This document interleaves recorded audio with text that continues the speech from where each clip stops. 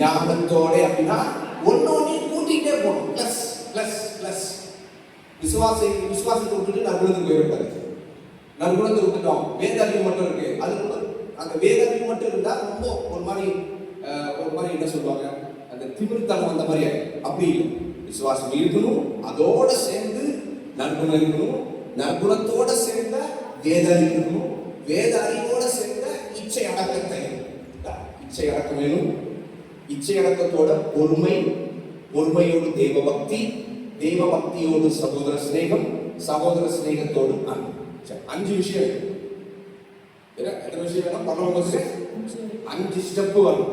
Step number 1 விசுவாசம், step number 2 நற்குணம், step number 3 ஞானம் என்கிற வேத அறிவு, ஸ்டெப் நம்பர் 4 இச்சை அடக்கம், ஸ்டெப் நம்பர் 5 பொறுமை, தேவபக்தி, சகோதர சிநேகம்.